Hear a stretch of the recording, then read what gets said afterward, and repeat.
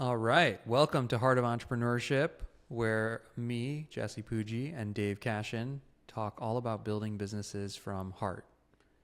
And we want to stand in this podcast for being able to be ambitious and build your dreams and live your 10 out of 10 while being alive and loving and happy.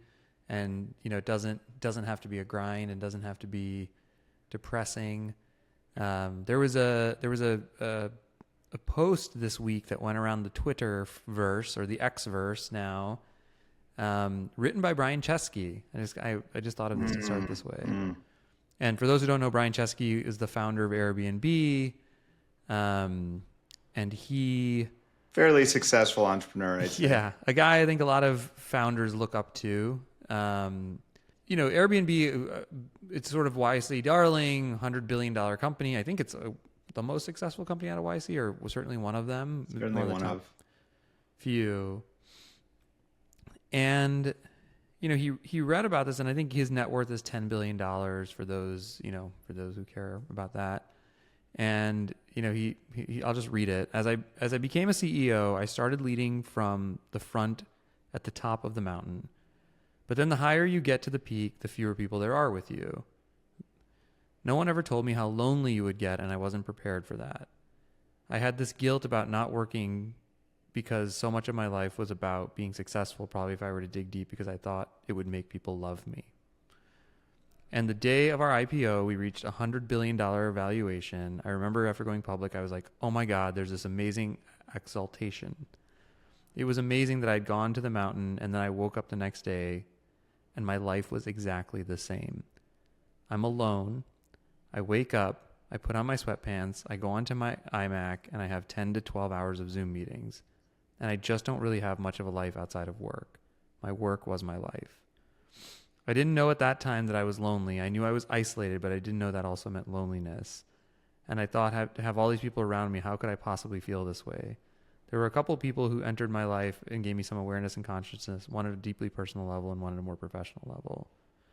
And then he goes on, and there's a discussion and some of the stuff around just, I think there's a lot of interesting pieces of it, but I think he's saying one of these things of, he basically reached arguably one of the most high pinnacles of professional success and found it to be completely empty. What jumped out to you on that, Dave? Could you read the line again about, I thought I'd feel loved? I had this guilt about not working because so much of my life was about being successful, probably if I were to dig deep, because I thought that would make people love me. Resonates. Yeah. First, I notice sadness as I hear that. And first, just empathy. Like, I really connect with the part of him that for so long believed that I had to achieve a certain level of success to be lovable, or for people to love me, or maybe for my dad to love me. And wow, I really appreciate his vulnerability in sharing that. Yeah. And like, so yes, what stood out? That's what stood out to me, I guess. And I don't think they're unrelated. Like, I think that sense of I need to achieve in order to feel loved.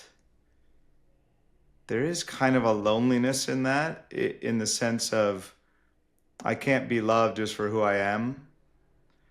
And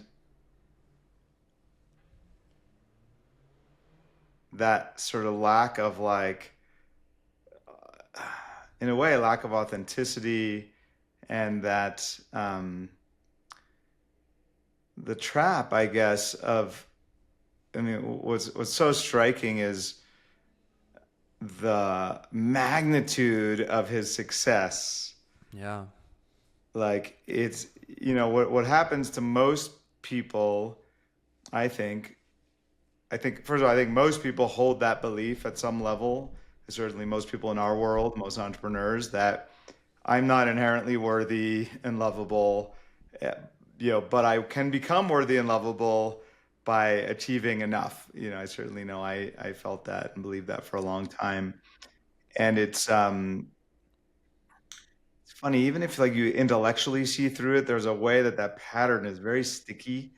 Um, Yeah. because I think there's some feelings we don't want to feel. And Mm. so what happens with most people is they get to a modest level of achievement. Like the thing that their mind said was the I'll be happy when, or I'll be Right. lovable when, and then they don't feel it. And at that point, they can still fool themselves and say, okay, all right, maybe it wasn't 3 million, maybe it's 10, you know? And so they keep playing the game Yeah. until they get to the 10 and they're like, huh,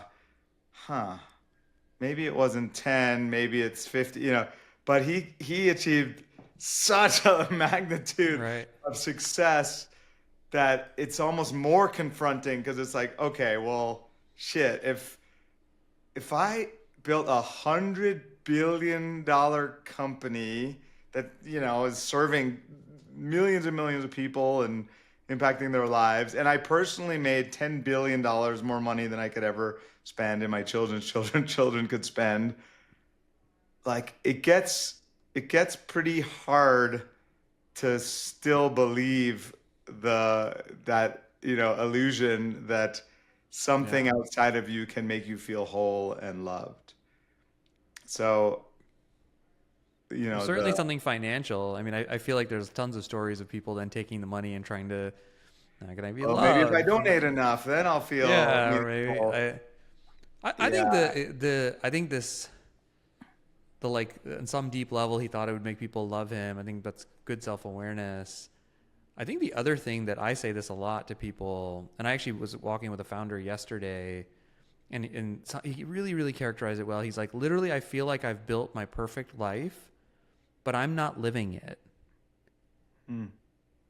Like, in other words, it was almost like he had built like the dream house for himself, but he didn't feel like he was living inside of it because he was so, and he's had a lot of success financially and whatever, but he wasn't present at, like, he was just miserable Yeah. because he was orienting himself. And there was a version of the like 10 to 12 Zoom, 12 hours of Zoom meetings. And like, here's a guy Hmm. worth $10 billion who puts his sweatpants back on and gets on the iMac. And like, and I think there's a lot of founders running around who sort of live that life. And I don't just mean, the sort of worldly stuff, but like they're actually not solving for what does their day look like? What does their week look like? What is Hmm. an actual Hmm. joyous, what would it look like to be fully alive?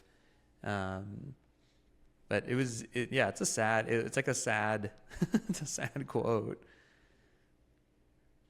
Yeah, I notice I'm really curious about the loneliness. I get, I can, at the surface level, I can kind of get having coached lots and lots of CEOs with great, as they have greater and greater degrees of success.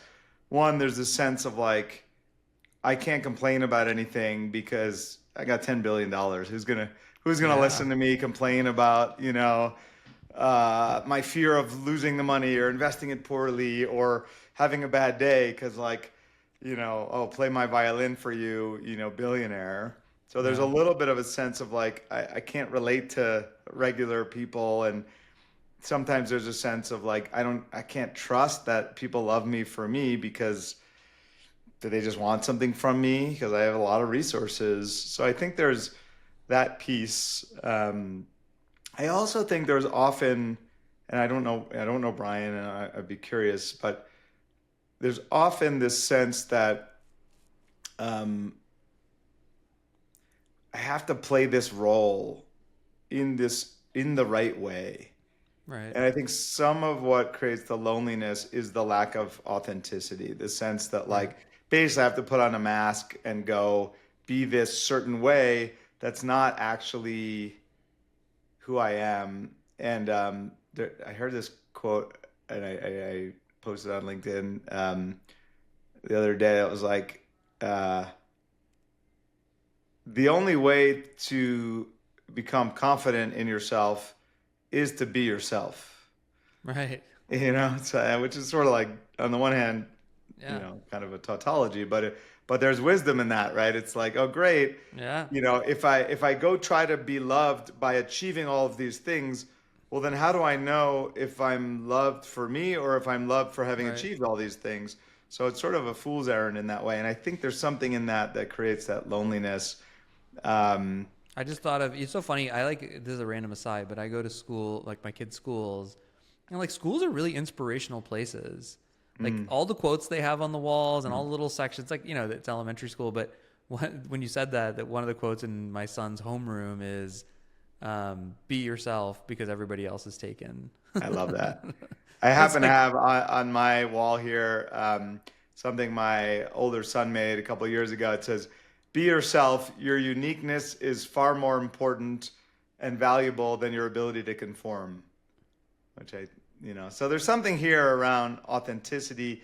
Again, my guess, and like I've heard a little bit, like people who know Brian Chesky, my understanding they would describe him as a pretty authentic person. So I don't want to give the impression, I don't know, but like that he's sort of trying to put on a face, but even just at this deep level, if he's accurate in his self-assessment, that like there's this deep sense of trying to be loved by being achieving and being successful, there is just a natural way you disconnect from your authenticity uh, yeah. Well, I think one running that. version of it, and we could talk about this since we're kind of going like Yeah. I don't know if you and I have ever talked about this, but I remember when I started my first company, Nick and I used to talk a lot about how selfish entrepreneurship felt Hmm.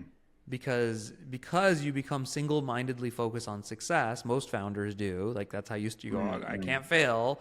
And Yeah. so like all my energy has to be organized to being successful. Yes. And I mean, I'm picking up pieces of what he says. He's like, well, he had lived his whole life to be successful. And it's like, yeah, then you're not, you're not married and you maybe don't have children. If all your energy is going towards being successful, Mm-mm. you don't, like I remember I was just like, wouldn't make time for my family or friends. Like for the first several years, we Yeah. were just being like, damn, man, you have tunnel vision and you are just trying to Yeah. You be get successful. myopic. Totally. And it is kind of selfish, Mm. in a sense. Yeah. Well, ironically, because if it doesn't actually give you the experience you want, it's like a bad version of selfishness where you Right. you end up unhappy. But yeah, But I guess that's like when success. I mean, this is a thing I think a lot of very founders deal with. self-oriented for sure. Yeah, when success, the need to be successful overrides all your other Yeah, that's a impulses, good. and Yeah, that's where it becomes inauthentic, right? Because to your point around authenticity, yeah, not like there's authenticity in the like level one authenticity, like hey, I meet this person and they seem like they're honest, they're not like they're not trying yeah, to sell yeah. me something or so Not that. a But there's liar. like, are you living authentically to what your whole self wants, or is this other?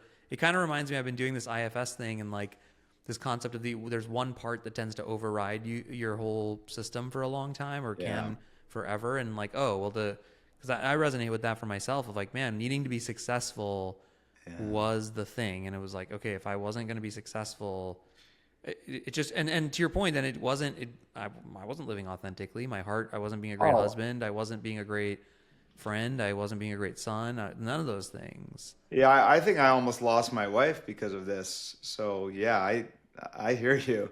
Like the way I often tell the story is I was so busy trying to become worthy of my Right. family that I almost lost them. Yeah. And so I know very deeply what you're speaking of, from my time as an entrepreneur.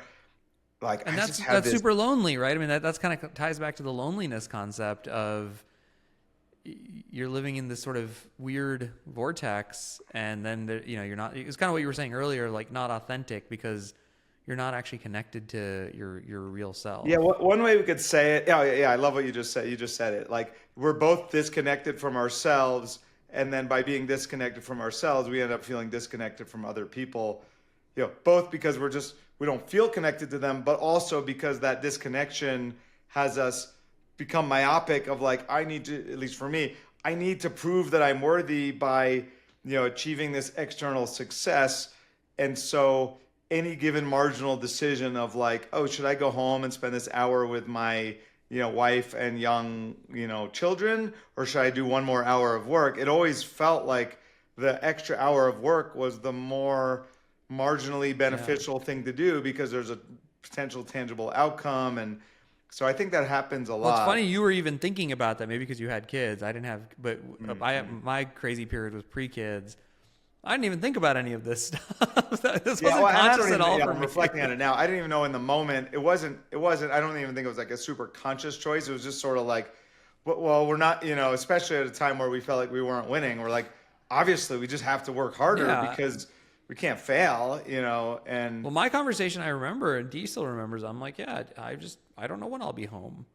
Like, if you're hungry, eat. Like, that was like, I remember mm, having that as a fight, and it was like, dude, don't. She would make dinner and stuff, and I'm like, dude, but I don't know when I'm gonna be home. I have no, like, there's that. That's an interesting one, and then there's also just like thinking how much. This is a funny one too. It relates to this. Is like I remember feeling. This is back to loneliness. I remember feeling how nobody understood what I was going through mm, because I was so in myself and what was going mm, on, and I was like, she doesn't understand. the None of pressure. my employees understand. Yeah, Nick was the only person really who could understand, right? Because we were sort of in it together, and then when yeah, we started working. But it's like interesting. Part of what creates loneliness. To your point, it's like you're not connected to self. This like, success thing comes up, and then that's the only thing you're connected. It's not even again for me. It wasn't conscious. I didn't know I yeah, was trying to prove myself. I was like, I need to be successful. What do you mean? yeah, That's what we're doing here. And then nobody understands me either yeah. because how could you understand what I'm going through unless you're a founder? I mean, and literally unless you were a founder, I was like, you Right. can't There is a understand weight me. of responsibility that you take on that, I think most CEOs take on that weight of responsibility, but there's like another level as the founder where it really feels like it's your baby and in some way your identity. Like this Yeah. is me, right? I created this, just like your connection to your children is different than your connection to maybe, a kid that you're mentoring, right? So Right. like I'm using that metaphor for like founder versus like a hired CEO or something. Right. Like it feels like it's your baby and you care so much about it and really see yourself in it, in the sense of like your identity, your value, your worthiness depends on how impressive it is and how successful it is. So, yeah, I think that is part of what creates the loneliness. Also, I often the belief is, and we can talk about, is it right or wrong? And, there's nuance, but like, I can't tell my team what I'm really thinking and feeling. Like I have to be strong for them. I have to put on a I can't tell my investors that I'm scared and like they're not going to give me more Right. money, right? They want the tough, confident, one. And then my wife, or spouse doesn't necessarily, I don't want to burden them with all my issues and they don't have enough context. So there's also that. I mean, this is why, by the way, I lead some of these groups sometimes and, you've been a part of them and there's YPO. Like I do think some of these groups for founders are really valuable because at I least think they're like amazing. Yeah. normalizes like, oh, what I'm not actually alone. I'm in a unique, relatively unique situation in terms of the weight and the pressure and the sense of like this is my identity, my safety, my freedom, it all depends on it. But also there's lots of other people who are in that experience Yeah. and the self-doubt, my gosh, the like this idea that like I'm the only one who has self-doubt is just so it's so tragic because as I've coached Everyone's for the got it. most incredible, impressive, successful founders, CEOs in the world, and I've yet to meet a human being who doesn't experience self-doubt. Um, I really Joe Hudson did a podcast recently on imposter syndrome that Hmm. I highly recommend. I thought it was great. And one of the things he said, which just I thought was so brilliant, was that if you're a high achiever, you're an imposter. Hmm. Like by definition, like you're doing things you don't know how to do. If you Right. always do things you already know how to do, you're not a high achiever. You're just Right. Right. bumping along. And so being an imposter is not what creates imposter syndrome. Thinking you shouldn't be an imposter is Ah. what creates imposter syndrome. Right. Right. So that's all wrapped It's up like in you're it. being honest with yourself, and you're just like, yeah, of course And I'm an other people, imposter. I've never done this before. I don't know what I'm doing, but I'm going to make the best choices I can. And here we go. So I do think there is a bit of an um, I guess, emphasized idea that you have to be like invulnerable somehow, Right. like Teflon, like nothing. And I think that vulnerability is underrated. And almost every time that, a CEO or founder I was working with chose to be vulnerable instead of try to appear invulnerable, it led to some great breakthrough, more connection, more buy-in.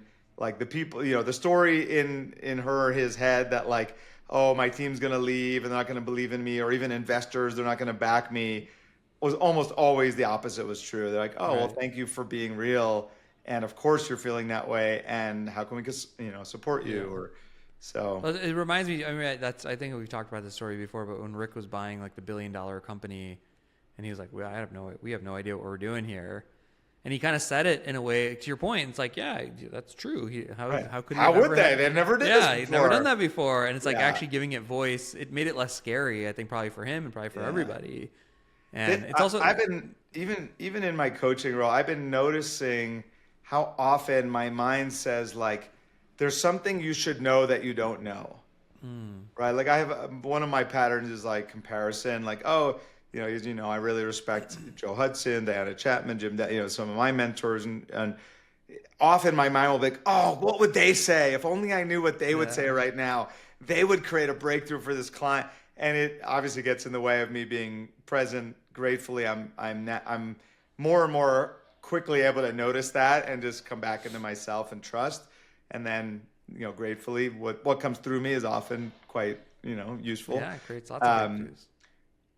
but my point was this little pattern of I should know something that I don't know is such a pervasive problem for founders and Right. really any high achievers, which it relates to that. It's that same idea of like, I'm an imposter, but I shouldn't be, right? Like I Yeah. should know the answers when I don't. And that like Yeah, I think embracing trying of the the I healthy don't diet know. of I don't know is a liberating Yeah. concept. And honestly, it creates connection and allows you to feel supported as a leader. Like I think like again, I don't know Brian specifically, but I wonder if he had a pattern of like, well, I'm the guy, I'm supposed to have the vision, I'm supposed to know the answers. And so if he didn't allow himself to be as supported as he could have by his Right. team, because I certainly see this pattern with a lot of leaders I work with, that like that sense of I need to know the answer Right. actually gets in the way of like, no, you just need to harness your team's collective wisdom and creativity to, navigate and make the best choices you can. I want to pivot a little bit. So I'll try to tie it in, but like there's this orientation. I'm sure if your founder is listening, go, oh my God, success. And anybody really who's a high achiever is like, I got to have success. And I'm trying to prove something to somebody probably at some level, at least if that's the energy. It's like, I need to be successful. And that's kind of what this quote talks about. And, oftentimes, I guess the question is, and there's this thing, I want to talk about the drama triangle, but how do you know when you're coming from that energy versus the energy? And I think, one of the big things, I've talked to a lot of people about this, and obviously you have too, and oftentimes when people hear these things, they make them very binary. It's like, oh, I'm either really Yeah. success driven or I'm like loving to my team. And the reality is almost every human is both. And it's like, Yeah. well, even me, like back in the day, I was like really success driven, but like, I don't know, probably 1 or 2 out of 10 times my heart was open and I was trying to help someone. And I like, the awareness for me was actually realizing like, oh, I do both, but like if I want to be more authentic, I choose one. How do you like? I want to talk about how to know the awareness through the lens of the drama triangle. Well, I'll come. Okay, let me first share the thoughts arising and then go into the drama triangle specifically. Um, I really liked your phrase, like heart open. And one thing I want to clarify is that doesn't mean soft and nurturing and nice and kind, right? And I think that is a place to Right. your point about binary. People sort of think of it as like either I'm like hard charging and harsh and hold my team accountable, or I'm just like soft and gentle with no Yeah. accountability. And I think that's totally a false trade-off. I think you can bring um, ferocity, is that a word? Yeah. Ferociousness, ferocity. You can be fierce with your heart open. And you can even say, like, that is not okay with me. I expect more, and certainly you can create accountability with your heart open. So I think that's an I think there's something with that Yeah, I think that's phrase a great and episode. We should put that down as a because that's been yeah. a challenge for me for, and Yeah, I how do you create accountability with your heart open? yeah, or just the oscillation between the two. Like I could Mm-hmm. either be, like those two have been that's been a journey for me. Yeah, and I forget if we talked about this, but there's this nuance. Sometimes a way people simplify the distinction is like, am I leading with fear or am I leading with love? And the challenge of oversimplifying it that way is it might give you the impression that you shouldn't feel fear and your team shouldn't feel fear, Right. which ironically is a way of closing your heart, right? Because we're human and sometimes we feel fear. And Right. if you don't want to feel the fear, then you close your heart. So to me, that's the big aha is it's the closing your heart. I'll just use that as a metaphor and we'll kind of unpack like what does that really mean in a moment. That tends to be the what creates loneliness, what creates constriction, what creates drama, what creates internal angst, and all of that. So the sort of paradoxically, like sometimes we're scared, and um, and our team is scared sometimes, and fear is really useful because fear points you to like, okay, there's something to pay attention to here, or there's some edge we need to move beyond, or there's danger, like Right. obviously that's what fear is initially intended for. It's our body's signal, like there's danger here. So I don't want people to think like don't feel fear, Right. because I do think again with the self-doubt and that like there's this kind of macho thing of like you should be fearless, right? And like I like the word because people sort of mean courageous, but sometimes people think it literally means you should not feel fear. And I think that's a setup Well, there for was a clothing brand failure. called No Fear when we were growing up. Remember? Yes, no, yeah, there totally was. And No I had their Fear. shirts. I run a venture fund called Fearless Ventures. But what we mean by that is, it's like um, more in the realm of like courage and Lots of um, love. yeah, courage is not the absence of fear, feeling the fear, doing it anyway. So all that is to say, what the real distinction is are you motivating yourself by um, resisting the fear? Like I don't want to feel that fear or shame or something, and so I'm gonna work my ass off so that I don't have to feel that. Right. That's actually the toxic fuel that we speak about, dirty fuel. Mm-hmm. And so, this even the sense of like I need to prove myself, because if I don't, what would I have to feel, right? Shame, disappointment, fear, sadness, and the more that you can learn to like allow and welcome those feelings, the less you're driven by like this compulsion to avoid. So in a real the shorthand for all of that for me is do I feel constriction in my body or do I feel expansion in my body? Mm-hmm. I find that a really useful distinction that kind of is a way to cut through all the other stuff because there's so much like when people learn conscious leadership or these distinctions of like being present versus being in threat or being fear versus love, there's our minds tend to go to like, well, I would act this way if I Right. was coming from love, or I would say these things, and that's first of all just kind of unknowable, and second of all, you can say the same exact words from a place of like constriction and threat, or from a place of openness and love, and they'll feel really different to you and the other person. So it's really about your being and what's happening inside you. Yeah. So the So easiest way to know is to pay attention to your body in different moments.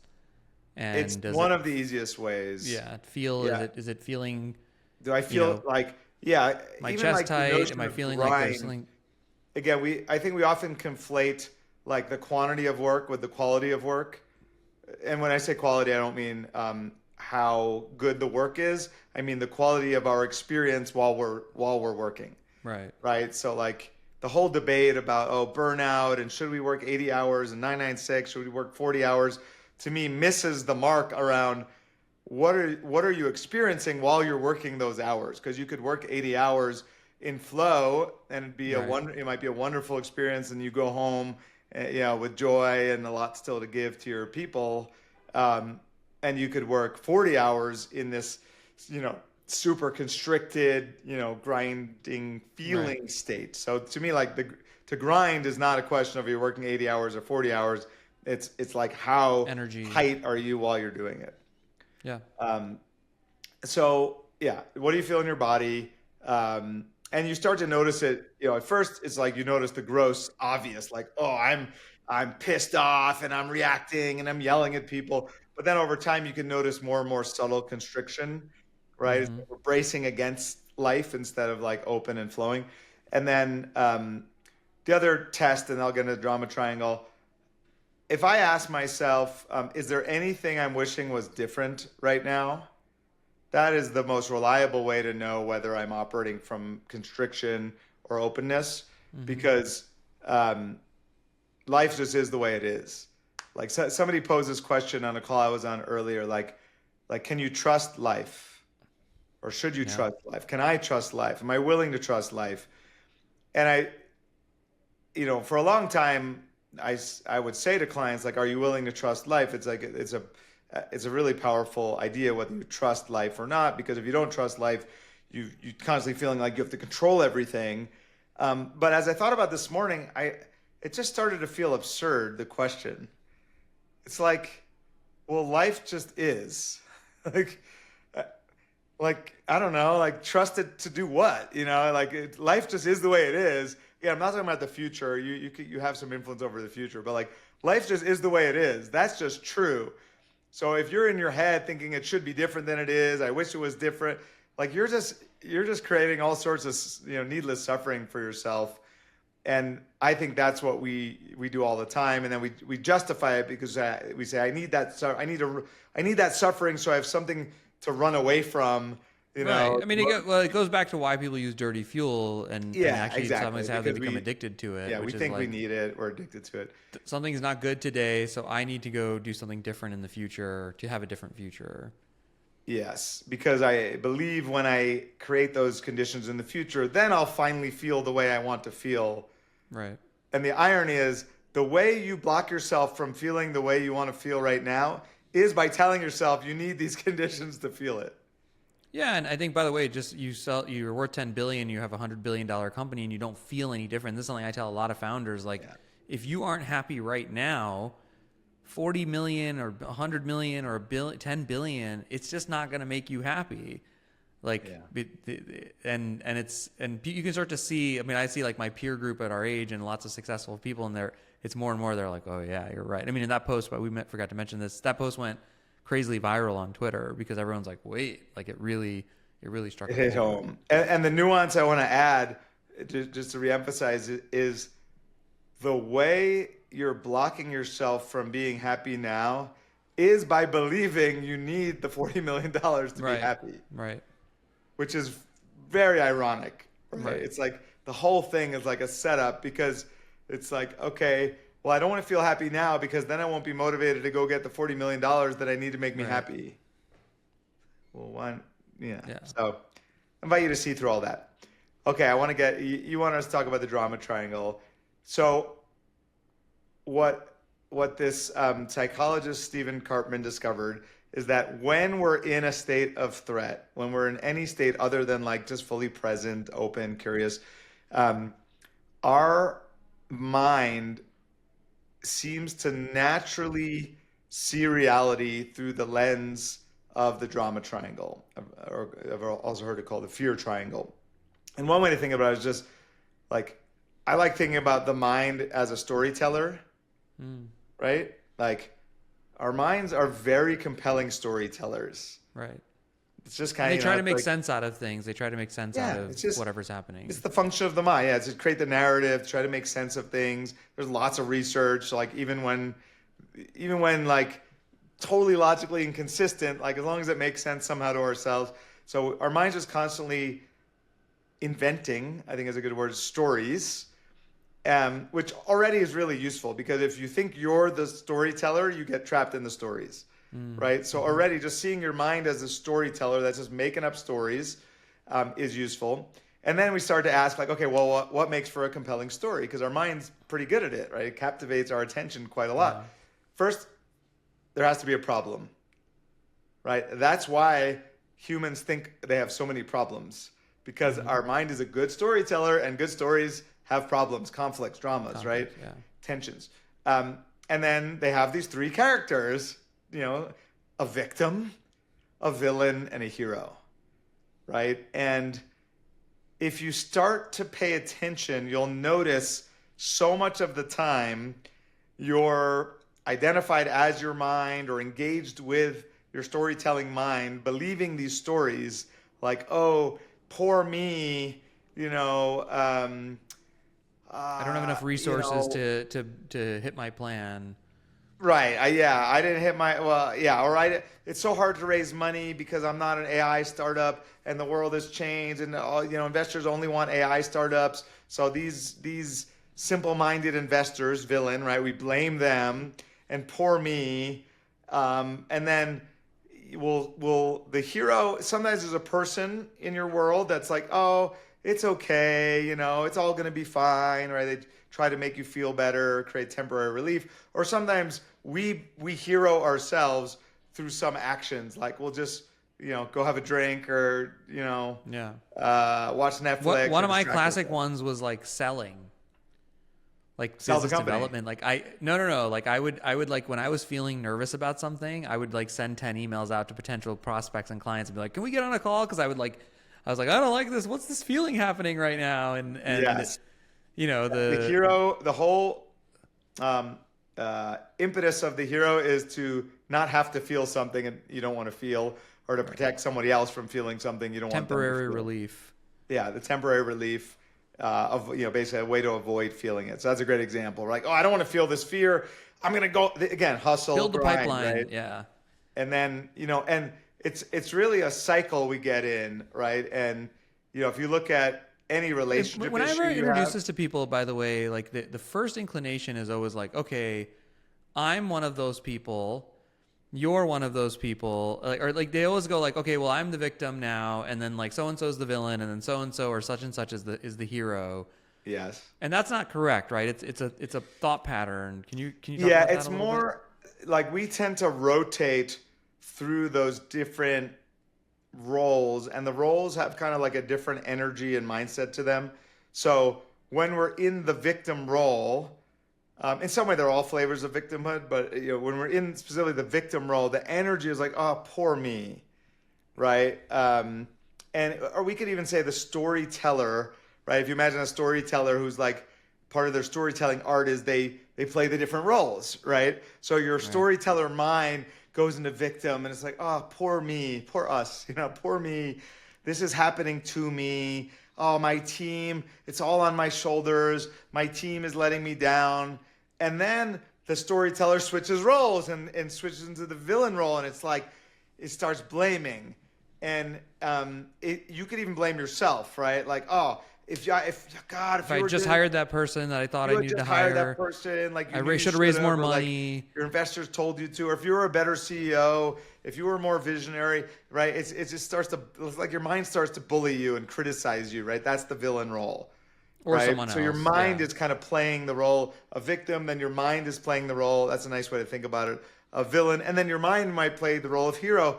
Well, it's okay, you did your best, or whatever. Let's just go sell. We're gonna get. Well, the guy I was talking to yesterday was like, "Well, I've already had an exit, so I've got plenty of money, and I shouldn't really be worried about this. But I don't need to worry." Or spiritual bypass. It's all good, right? Sometimes stoicism is used that way. Whatever. It just is the way it is. Like even I was advocating for that, but there's a way you can use that as a hero move. Like, well, it'll just be how it is, and abdicate responsibility.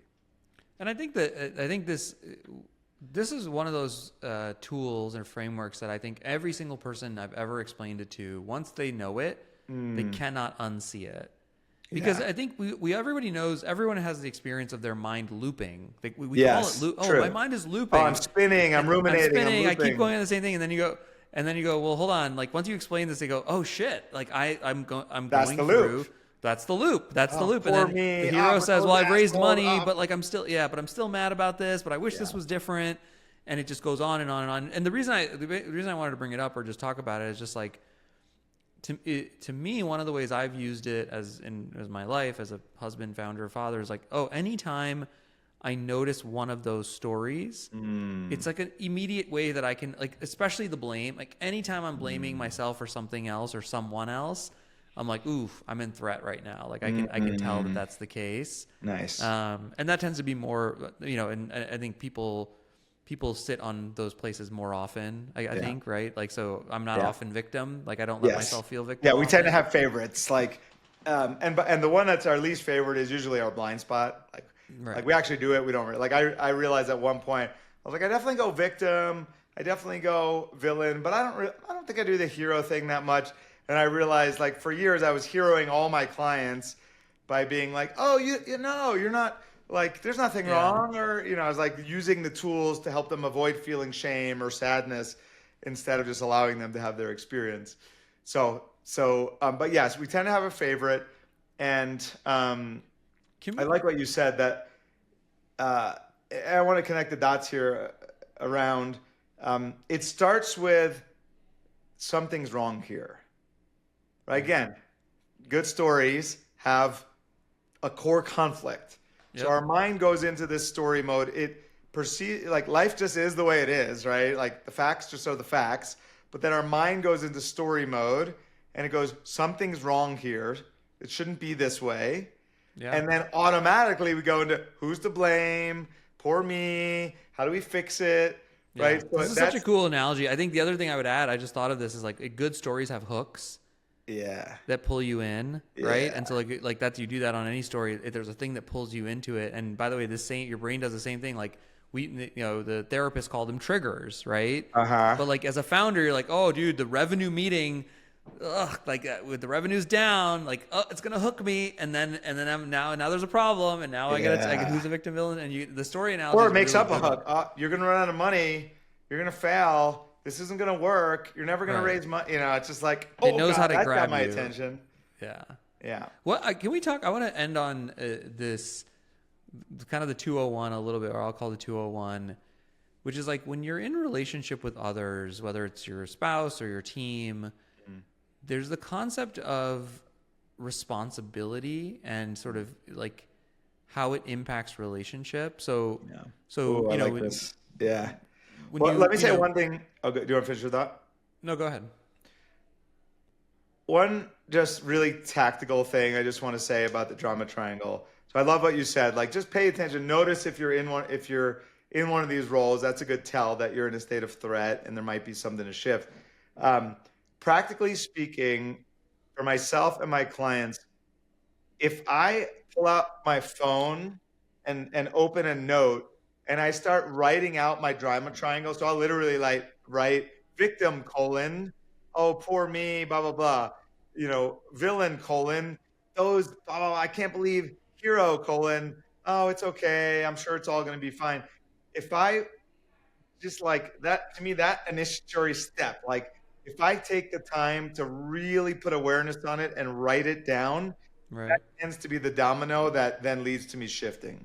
So for a long time, I knew about the drama triangle, and I'm like, oh yeah, I kind of know it. I think I'm on it, but I didn't do that, and I wouldn't really shift. But anytime I actually, or pen and paper, like started to write it down, I could just really see more clearly. Oh yeah, wow, my mind is believing all this stuff. Like I'm in it, and it feels really real when you're in it. And that was always my doorway to kind of step out of it and see it for what it was. So I just want to name that tactic. I would just like literally write down in your notes or a piece of paper, victim, villain, hero, and literally write out your drama triangle. Like that, for me, was one of the biggest tells of like, I'm actually committed to shifting, or I'm just committed to like perpetuating the drama. Yeah. And in coaching, I mean, when we coach, and even I use it, like that's the first step of it. And it's actually super therapeutic for people to just let it all out. Let's get on the drama triangle. Oh, poor me. Can you believe? Right. Yeah. And exaggerating it again, it just helps you see it more clearly. Because when you're in it, I mean, that's the crazy thing about being human. Like our minds are so powerful. Like I'll sometimes be like, to say to a client, like, hold on, like knock on your desk for a second. Like, feel that's real. Yeah. Like all this, you're none of that's real. You're literally just imagining shit that doesn't exist. But it feels so real when we're in it. It just feels like our reality. It's like being in the Matrix or like in a nightmare. I'm like, hey, wake up. None of that's happening. Yeah. And the mind can go. So yeah, let's talk. So when you're in a relation with Oh yeah, another person responsibility. and responsibility, and I'll give an example, right? Like, um, a workplace example, right? It's like, okay, I have my salesperson, and I ask for their update on their pipeline once a week, Yep, right? And then they never get it to me, and I don't say anything to them about it, that's a great example. and then I'm frustrated about it. Like, let's talk through that in the triangle, and as it relates to responsibility, and and maybe I say, well, I don't want to bug that person. I know they're making a lot of sales phone calls, and so therefore I don't want to bug them. Hero. Um, yeah, so let's talk through that Yeah. example in the triangle, and then sort of how responsibility works in those situations. Yeah. So taking responsibility is one of the most powerful ways to shift from a state of threat to a state of presence. And like the conscious leadership group would describe like being below the line in a state of threat as essentially victim consciousness, right? Like it's happening to me, and being above the line in a state of presence as creator consciousness, Yep. like it's happening by me, I'm creating it. And what you'll see is that the like if you see yourself as a victim or in any one of those roles, you feel powerless. And so taking responsibility in the sense of seeing yourself as the creator of the thing that you previously were blaming or feeling like a victim of is actually an act of self-empowerment. So I just Yep. want to say that first, because sometimes people hear responsibility and they think of it as like self-blame, Right. like buck stops, okay, it's my fault, I screwed up, right? That's not empowering. What's empowering is, okay, this occurred, right? Again, back to like the storyteller mind will go right to like this is a problem, but if you can see through that and be like, okay, this just is. We missed our numbers. What was your example? I'm not getting the pipeline report. I'm supposed to be getting an Okay, update on great, it. yeah, right. It's just a fact. I'm not. I want to be getting the pipeline report, and I'm not. That's just what is. And then I go, okay, how am I contributing to that happening, or how am I co-creating it? What's my responsibility in it? Not that you overstep and assume you're like the dictator of the world. Of Right. course, other people have their responsibility. But what we tend to do when we see it as a problem is deflect. Poor me, it's happening to me, or we blame somebody. And when you shift and you're actively looking to take as much responsibility as possible, it's because you want to experience yourself as empowered as possible. Because the more you see how you created it, the more you see how you can do something different to create something Right. different. So in that example, But you yeah, and might I think the conversation would be like, "What do you mean? How am I creating this guy not sending me his report? exactly. What are you talking So about?" first we'll go in the drama triangle, which would sound something like, I'll let you do it. Wait, what am I? I'm Poor villain or victim? me, I'm Yeah, not getting the the pipeline sales guy never report. gets me the report. I don't know what's going on in our business. I've told him to do it before, and he said he would, and he never does. And I just don't. There's too much going on, and I'm just stuck. And he's lazy, or Yeah, he's just and not and disciplined. yeah, and He's not listening to he's a me. good sales guy, and but he's like, it's Well, just frustrating. He's busy. I know he's busy. I know he's got a well, lot that's your going hero on. move, by the way. Well, maybe he's Yeah, just busy, and yeah, I could just let it go, right? So first we just have you get in the drama triangle so you can see the pattern that you're in, and then I'll typically say, could you accept yourself for being on the right. drama, below the line on the drama triangle because it's important. You can't shift what you don't accept. And then I'll say, okay, are Well, you hold willing on. to take Before we go on, though, which of the consciousnesses are thinking about which level of responsibility? which? So What when do you I'm mean a by victim, am I the victim taking? is abdicating responsibility? So they're taking less than 100% responsibility. Yeah, that's a good way to say it. So is the villain, really. The victim is just like, oh, it's not my responsibility, it's happening to me. The villain is like, it's your responsibility. They're trying to assign more So than both of 100% them are taking responsibility. less responsibility and trying to, well, yeah, Both are taking less in different ways. One is just sort of abdicating responsibility, like, what can I right, do? Poor me. The other is specifically trying to assign more than 100% responsibility to everyone else or to the world or to other people. But what about the hero? The hero's taking And more, the hero right? tends to take more than 100% responsibility. And that's why they try to like rescue the people they see as victims from feeling some feeling, and that could even be themselves, which is interesting. But in this example, it's like I'm a victim to this person, but then I'm heroing them also. I'm also going, well, they're busy, they got a lot going on, and I get it. Yeah.